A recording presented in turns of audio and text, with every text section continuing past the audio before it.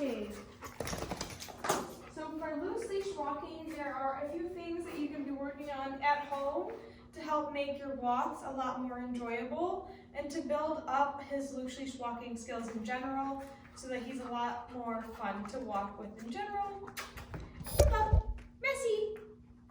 So one that you can start with pretty easy is lure to heel. And what we're going to do is Messi.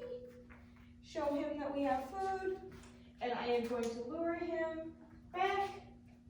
And then in the heel, yes. And treat when he has his, or mark when he has his shoulders, yes, lined up with my legs. Okay. And then I'm going to treat him down my fancy. I may reward him 2 or 3 times for staying in the position and then release him. So again, that whole thing looks like this. Yes. Yes. Yes. Okay.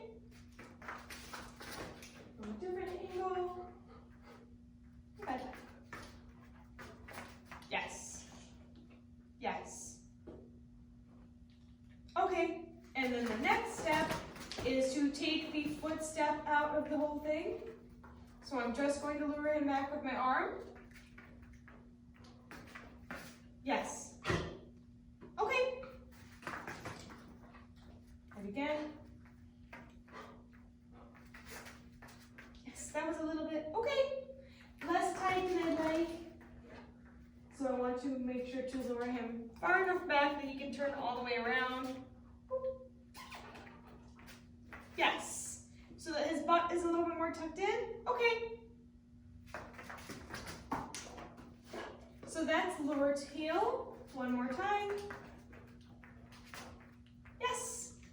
Yes. Okay. And what that's doing is both teaching him how he can move into heel position. Yes. Okay. How he can move into heel position and building value for the position. So another thing we can do to build a value for the position is choose to heel. And I am just simply going to walk around, yes, and reward him anytime he ends up in heel position while I'm walking. Yes. I can help him out a little bit with my body to encourage him to be in heel position, like wiggle my fingers, yes. And show him my hand. Yes, but I want to reward him whenever he's successful, and I can just walk around too and wait for him to come in. Yes.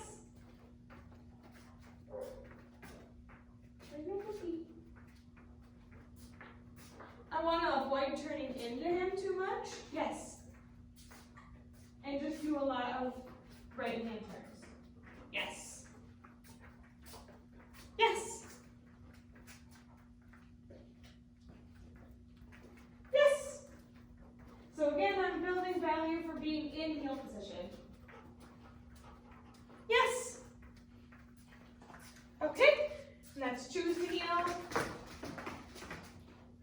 And then another thing that you can work on. So all dogs will at some point in their lives experience leash pressure. And we want to make sure that they know what that is and don't have many yucky feelings about it. So what we can do to help that is teach them what to do with it. So all I'm going to do is parallel to the ground, put a tiny amount of pressure on the leash, about 6 inches, yes, away from the clip.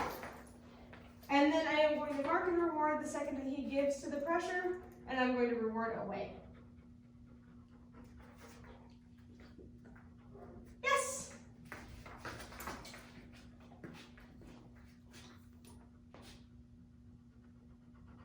If he has a little bit of a struggle, I might help him by turning my body a little bit. But one thing I want to make sure is that I do not add any pressure onto the leash. I want to make sure it's still nice and feather light, because ideally he doesn't ever pull me harder, yes, than that. And I want to teach him what I want.